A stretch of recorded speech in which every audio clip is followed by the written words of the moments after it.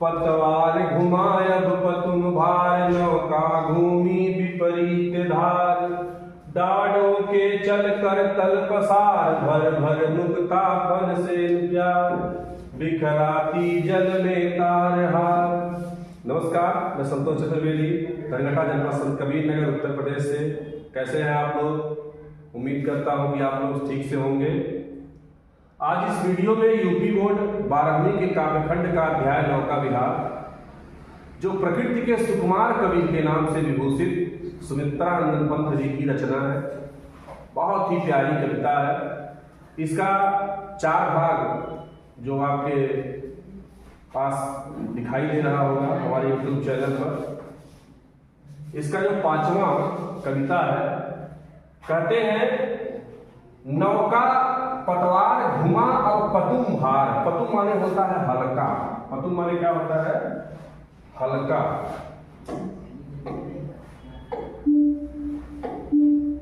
कहते हैं कि पतवार कहते हैं जिससे नाव को चलाया जाता है। इस तरह से एक पलटे जैसी संरचना होती है, आप देखे होंगे। तो कहते हैं पतवार घुमा, यानी पतवार को अब घुमा दिया गया। क्यों? क्योंकि अब नाव का जो भार था वो पतुम माने होता है हल्का हो गया। ये नाव का वजन जो है वो कम होना शुरू हो गया था, इसलिए नाव के पतवार को घुमा दिया गया। अब ये भार हल्का क्यों हो गया? क्योंकि विज्ञान में बताया गया है कि अधिक द्रव में तैरती हुई वस्तु पर उत्प्लावन बल ज्यादा लगता है, जिसके कारण ये जो नाव थी वो हल्की हो गई और डगमगाने लगी। इसलिए पतवार को घुमा दिया गया, क्योंकि नाव का भार हल्का हो गया। तो इस विज्ञान की बात को आपको अपने इस व्याख्या में भी लिखना पड़ेगा। और जैसे ही पतवार को घुमाया गया तो नौका घूमी विपरीत धार, यानी जो हमारी नाव थी वो धारा के विपरीत घूम गई।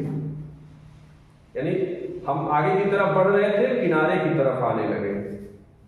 यहां देखिए, डांटों के चल। डांट कहते हैं यानी जो चप्पू चलाया जाता है नाव में, उसे कहते हैं डाट, या जिससे नाव को खोया जाता है उसे भी डाट कहते हैं। तो कहते हैं डाटों के चल, यानी डाट कैसे होता है मैं आपको थोड़ा सा बता देता हूं। कुछ इस तरह से होता है, जिससे ये हैंडल होता है और इससे पानी को हटाया जाता है। तो कहते हैं डाटों के चल, यानी नाव में डाटों के चलने से, पतवार के चलने से जो है क्या हो रहा है, उसमें झाग उत्पन्न हो रही है। यानी डाट के चलने से या पतवार के संचालन से गंगा जी के धारा में झाग उत्पन्न हो रहा है। तो कहते हैं, अभी तो इसका वास्तविक चीज है, लेकिन कवि ने कल्पना क्या किया कि डाटों के चल करतल पसार, ऐसा लग रहा है कि पतवार जो है अपने करतल हाथ को फैला करके भर भर मुक्ता फल, यानी यानी मोती रूपी फल को भर ले रहा है। यानी अपने हाथ में क्या कर रहा है? भर ले रहा है। कौन सा मोती फल?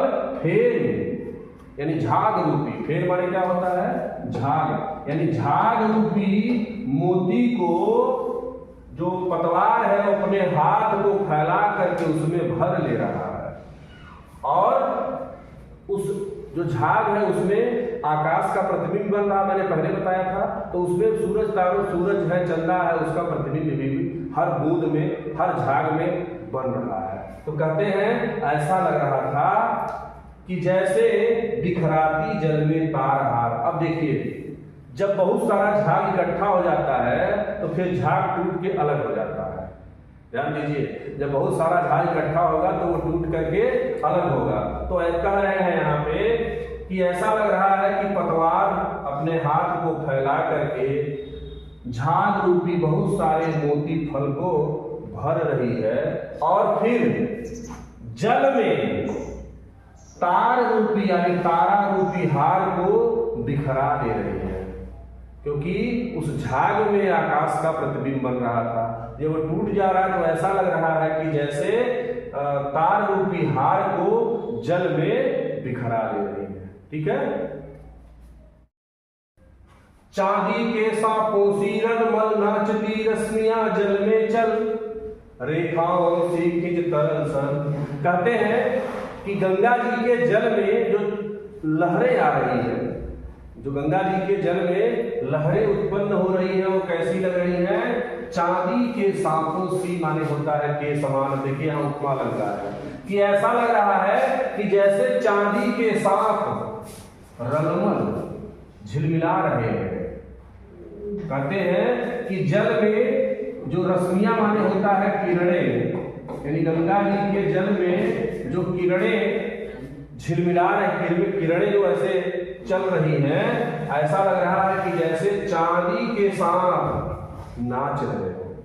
ऐसा लग रहा है कि जैसे चांदी के सांप नाच रहे हो और रेखाओं सी खिंच तरल सरल, और उस तरल माने होता है जल में, सरल माने सीधी रेखा सी खिंच जा रही है, और उस पानी में क्या हो रहा है?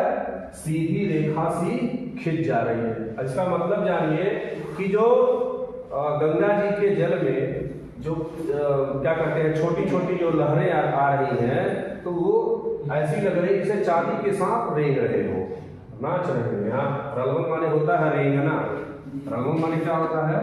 रेंगना। ऐसा लग रहा है कि जैसे चांदी के सांप रेंग रहे हो और रेखाओं सी खिंच तरल सरल, और गंगा जी के जल में ऐसा लग रहा है कि सीधी रेखा खिंच जा रही है। लहरों की लतिकाओं में खिल खिल सौ सौ सौ सौ सौ सौ सौ सौ उड़गन झिलमिल, फैले फूले जल में फेल।